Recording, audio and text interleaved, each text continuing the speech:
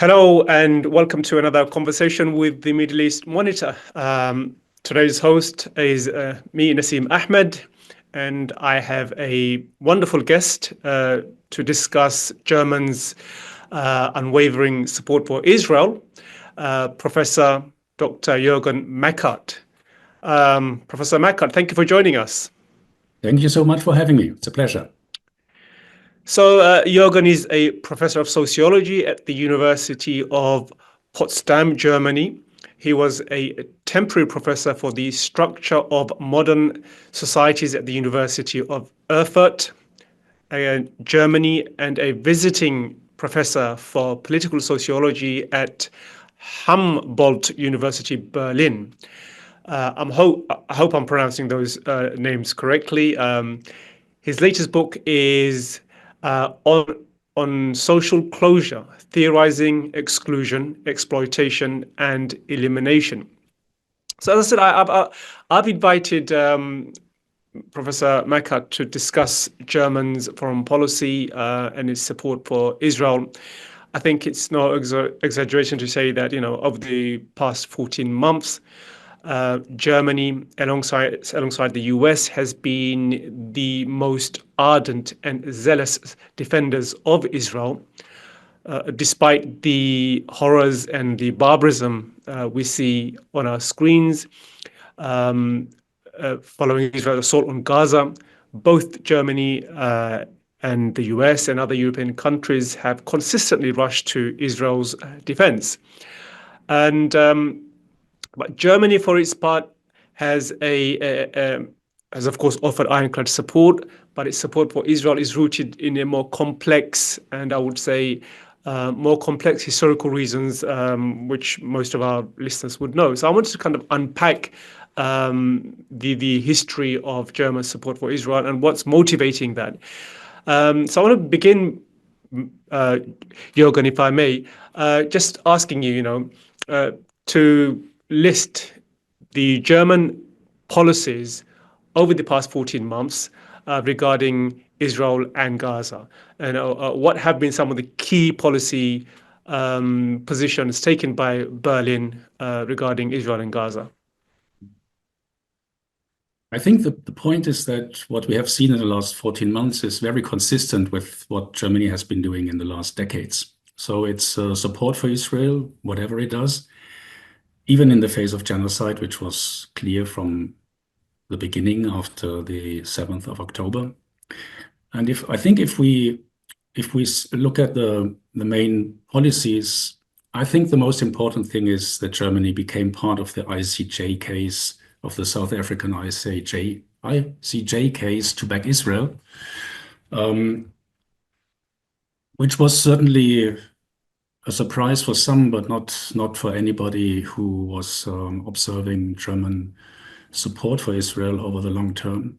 The second one may be that Germany increased its military support. It is a tenfold increase, while Germany is already the second biggest supporter of Israel with military equipment, and this in the time when the genocide was already in full swing. And we have seen that just a few weeks ago, at the end of October, Germany sent a ship with explosives to Israel, while the genocide was so obvious and could not be debated or rejected.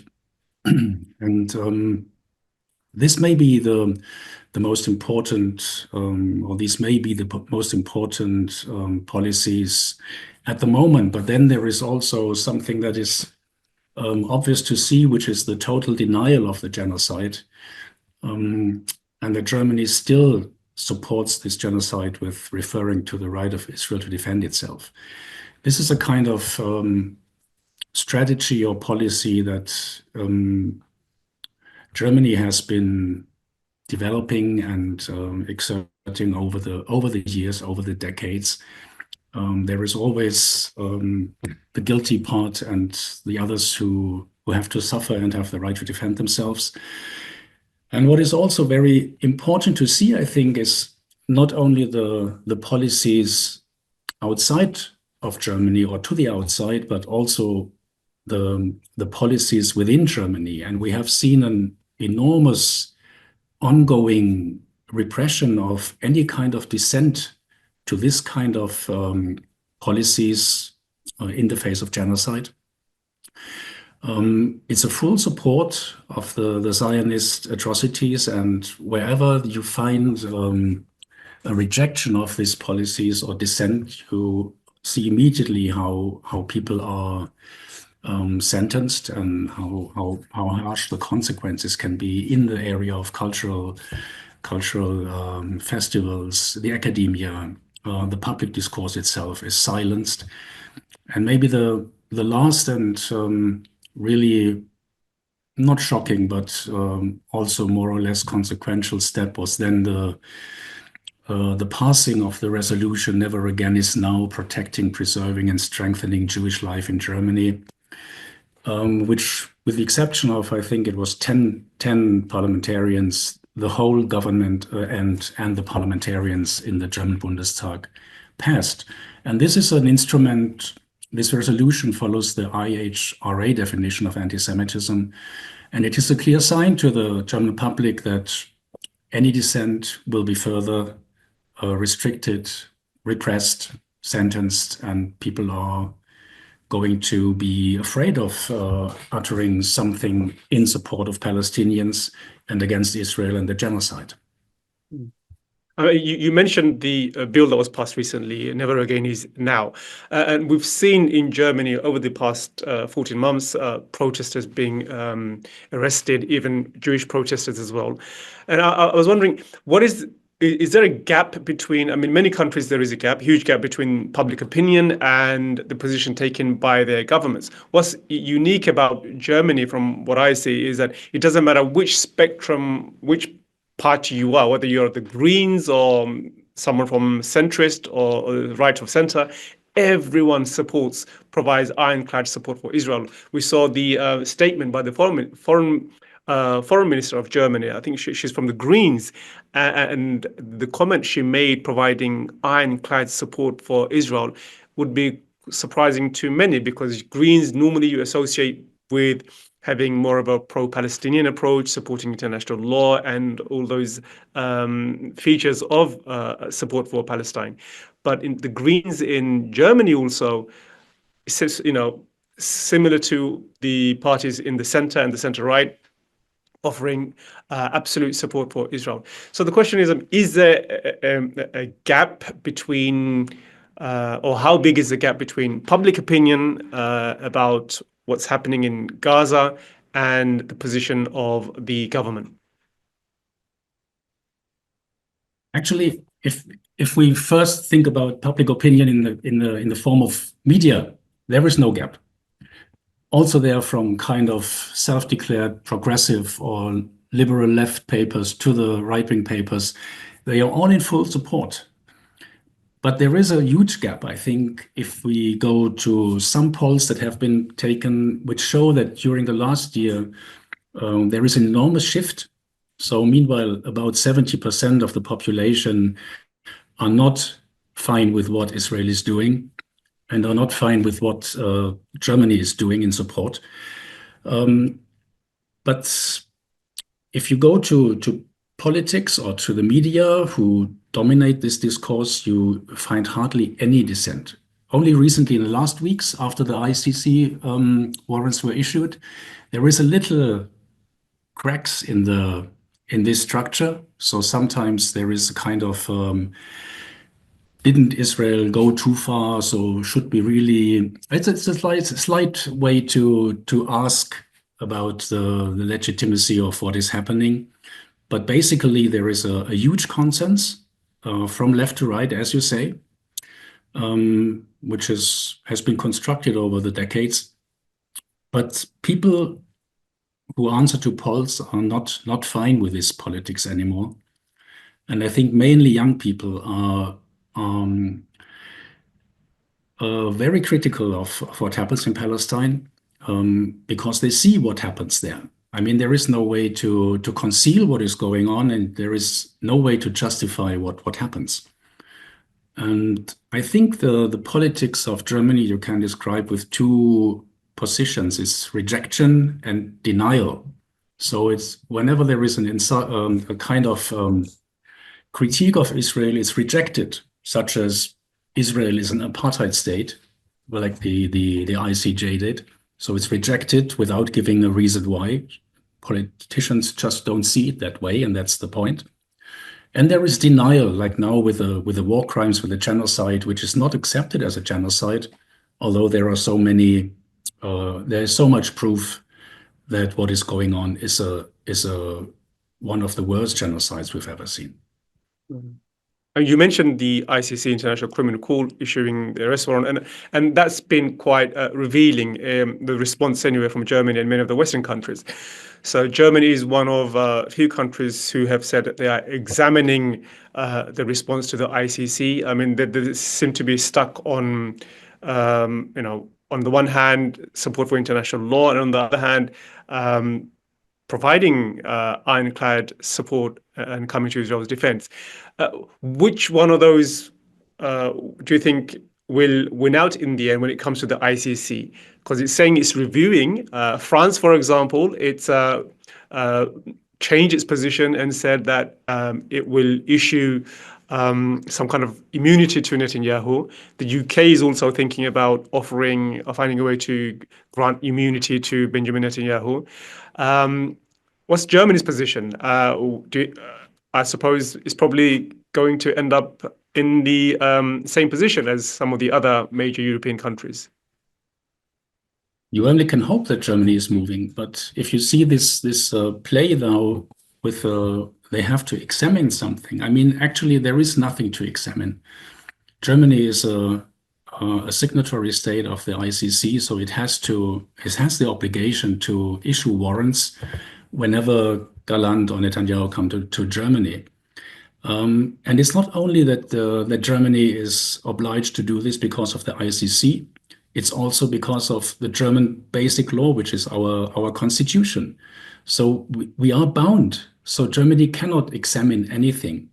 If it does now examine and try to find a way out of this catch-22 in a way, they delegitimize not only the international law and its institutions, but only Germany's basic law itself. And this is something that has not been debated. Last week, there was a press conference with legal scholars who pointed out that actually there is nothing to decide and that Germany cannot examine now anything. But what you see is, I think, that Germany did not expect in any sense that these warrants would be issued. So now they start to think about, they could have thought about for half a year now, what will we do if it happens? But they were so sure that it would not happen. And now this is a problem, and they have to accommodate. And actually, there is no way for them to examine anything. They just have to follow the rules. They have to follow not only international law or the way they are obliged to do, but also with regard to the German Grundgesetz, the basic law itself. I don't know.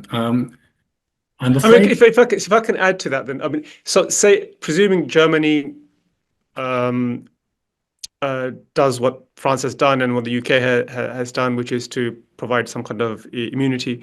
Is there any mechanism within Germany, and are there individuals and groups who are willing and able to challenge the government's position? If the government was to say, okay, we will give immunity to Netanyahu and we will brush aside the ICC demand for arrest warrants, and then provide support for Israel. Is there a way to challenge that in Germany? I don't think that there would be any challenge from the parliament or from political parties, but I think there are now, during the last months, it developed more and more in civil society that groups of scholars, groups of activists are going to court against such things, and I think there would be reactions to any kind of effort to ignore what the ICC does. I don't think it will be so easy for Germany, but I would expect at the moment that they try to find any kind of way, because of the so-called special obligation to Israel, because of the German history, that they try to construct something that they think might help them out of this obviously clear situation. Let's look at some of the broader features of Germany's support for Israel. There is a term that's I can't pronounce it properly. It's called Staatsraison, German's commitment. Yeah, Staatsraison. yeah, which Germany's commitment to Israel's security as a reason for its existence, for its purpose as a state. Can you explain that, and how has that influenced Germany's foreign policy? I mean, that, of course, as I mentioned, is another layer of why Germany supports Israel the way it does, unlike many of the other countries, because of the guilt of the Holocaust, coming to terms with the past. So these are all other layers of complexity or motivational factors that is added to why German supports Israel. So can you just explain that for us? Actually, yes, the so-called Staatsraison, the reason of state, is a concept from the 14th century. And Angela Merkel, our then chancellor, she announced that Israel's security was the reason of state for Germany in 2008. And since then, this has become a kind of ever-repeated argument, although actually it is not an argument. It was kind of her opinion, and she uttered that, and now everybody repeats it. Our now chancellor repeats it again and again, that this seems to be something. But the thing is that the so-called reason of state as a concept from the 14th century is today used in the sense of how should nation states operate within systems of networks with other nation states in the global system, things like this, very technical debates. But what Merkel did, she took the concept and made out of this concept a kind of how can the German state have some kind of a dignity. So in a way, she tried to endow the state with a quasi-religious consecration. And this means that dignity for the German state, or even dignity for the Germans, only comes from supporting Israel, understanding that the Holocaust obliges us not only, as the resolution also says, to have a responsibility for Jewish life, but that we have a responsibility to the Zionist state. And this means that a state like Germany makes itself more or less dependent on what the Zionist state wants and does. So if you argue that the German Staatsraison means that we have to defend Israel, whatever it does, so in the end, you end up in a situation like now. The Zionist state is committing genocide, and you cannot step back, because if this is the reason of state to defend Israel, you have to go until the end. So sorry, continue. Yeah, no, thank you. Yeah, so what that means essentially is that the German story, as it's understood by its leaders, is that Germany's very existence has to support Israel no matter what, because Israel's existence is tied to some kind of a happy ending from the murderous Holocaust from during the Nazis. So if Israel is not a happy ending, if Zionism does not have a happy ending, then that somehow is a condemnation of Germany itself. So Germany is ideologically wedded to this narrative of having allowing Zionism to flourish and having a redemptive purpose for Germany itself, that there is a happy ending to the Holocaust. We supported Jewish settlement in Palestine, and we will continue to do so. And this happy ending somehow vindicates Germany. Is that the narrative German leaders tell themselves? Yeah, this is the narrative, but it's not really what was going on historically or even after the Holocaust. So the idea, or what most Germans learn at school or hear in the media or wherever, is that somehow Israel was created after the Holocaust, because of the Holocaust, and that the Zionist state, which was then founded in 1948, is an immediate consequence of the Holocaust. But that's not the case. I mean, hardly anybody here knows about the beginnings of Zionist settlement in Palestine. So which was in the late 19th century, and not only the Germans after the Second World War, but I mean already the German Emperor Wilhelm II supported the settlements in Palestine. Our first chancellor after the war, Konrad Adenauer, who was the mayor of Cologne in the beginning of the century, supported this. So we know that the Nazis cooperated with the Zionists, and then after the Second World War, again, Konrad Adenauer as a chancellor, he went on to support. So there is a long historical tradition of German support for Zionist settlements and colonizing in Palestine. And this is never discussed in Germany. So there is only what you referred correctly to, this kind of, we did the Holocaust, it happened, we can't explain why it happened, it was a breakdown of civilization. And after this, we made everything fine because we supported the Jewish Zionist settlement in Palestine. Mm. But what is never asked is why Germany thinks that the Palestinians have to pay the price for their Holocaust, for the German Holocaust. So if Germany actually would have wanted to do something, they could have given them a part of Germany. If they really think that they should support a Jewish state, they could have given them a part of Germany. But the question is always, why does Germany support or think that Palestinians should pay the price for the Holocaust of the white European Jews? This is something that would open up the discussion about, is there a happy ending? And there is no happy ending, because with the beginning of the settlement in Palestine, the catastrophe for the Palestinians started. So there is no way out of this kind of having consequences. What you do has consequences.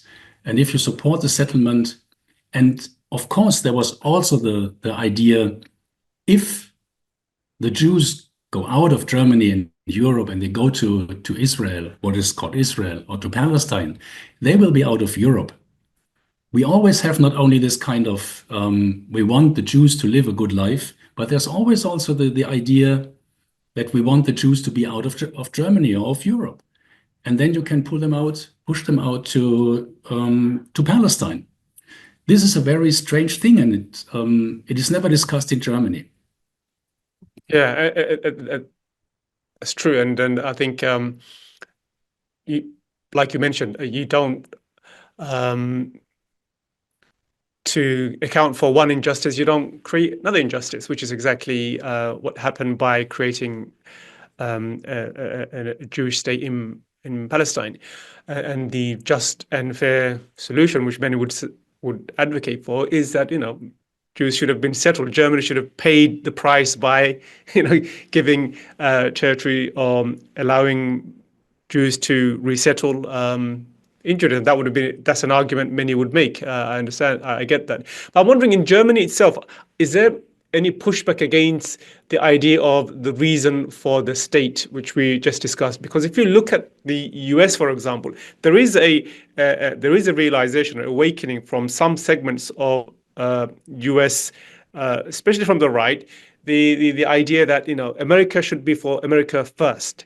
It shouldn't be for someone else. We want America to pursue foreign policy which is in the interest of the US, not in the interest of Israel, not in the interest of NATO countries, but for America first.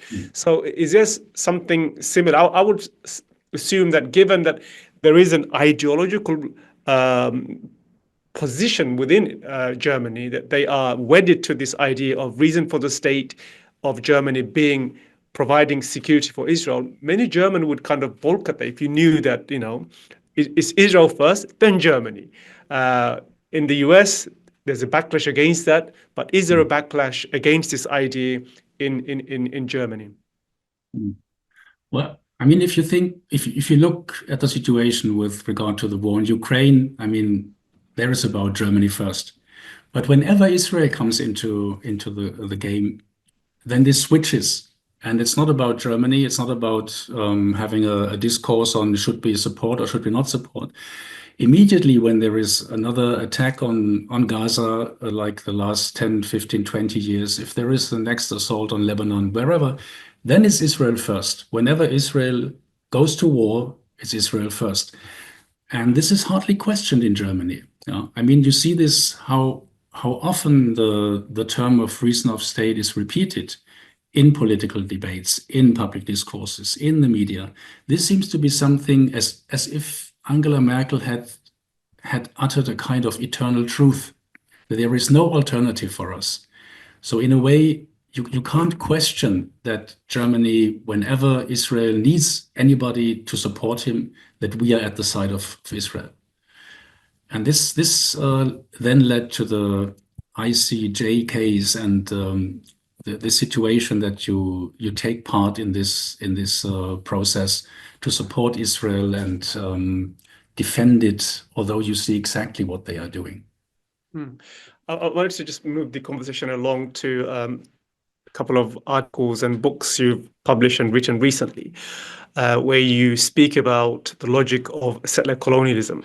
And you argue in your articles that the logic of settler colonialism and racism, which animated the Holocaust and German imperialism in parts of Africa, this is the same logic that is justifying the genocide in Gaza. So can you just explain that and unpack what you were arguing in those articles and your book?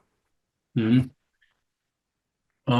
What you see with regard to collective memory, or if you call it that in Germany, so there is only the Holocaust as the single linchpin. So there's a kind of absolutizing the Holocaust and this so-called or alleged responsibility for the Zionist settler-colonial regime.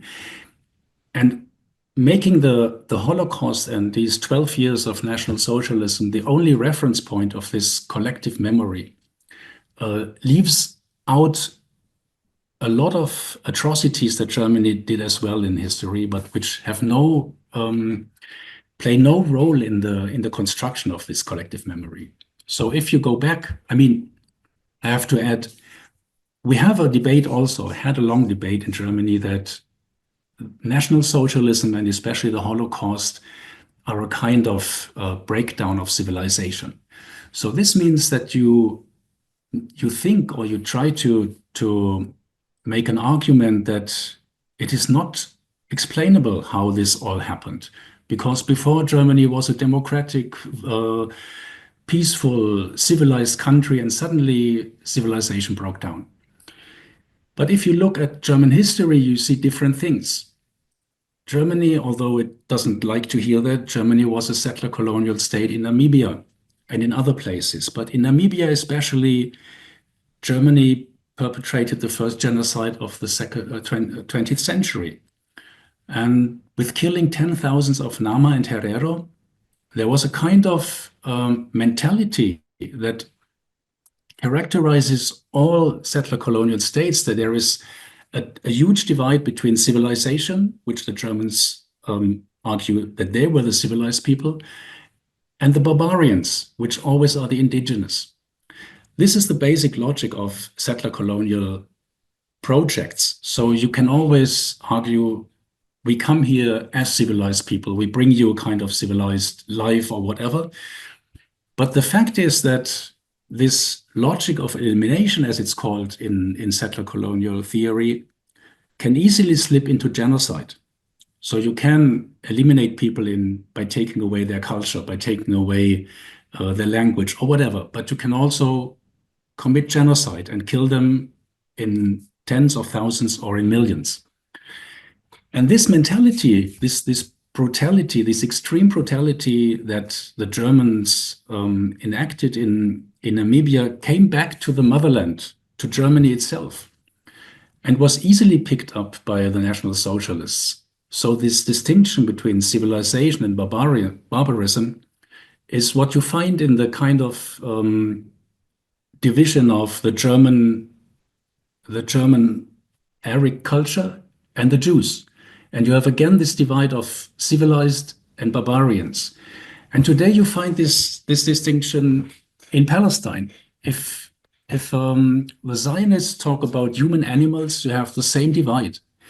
It's on the one side the people who deserve to live, on the other the people who have to die or can die. And what I wanted to argue in this article was not a direct link, but that we find in both countries, in Namibia and in Palestine, the same kind of logic, how settler colonialism develops, how it creates this kind of distinction between civilization and barbarism. And this kind of distinction and this deep cleavage between these two groups can easily then go and get genocidal. So we don't only have this experience with National Socialism and the Holocaust, which has a then alleged responsibility for what Israel is doing, but we have a much longer tradition.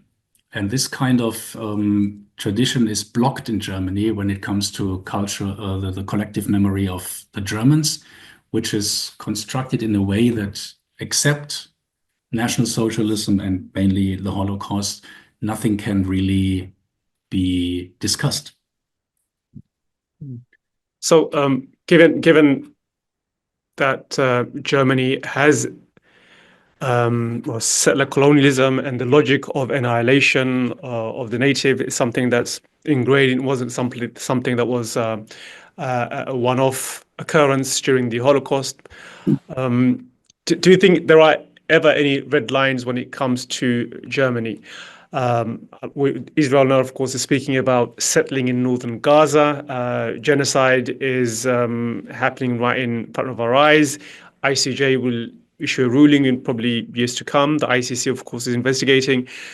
But do you think there could ever be a red line for a country like Germany, given its history, given its the logic of settler colonialism that animates its thinking? Do you think there ever could be a red line for Germany as to how far Israel can go in fulfilling the creation of Greater Israel?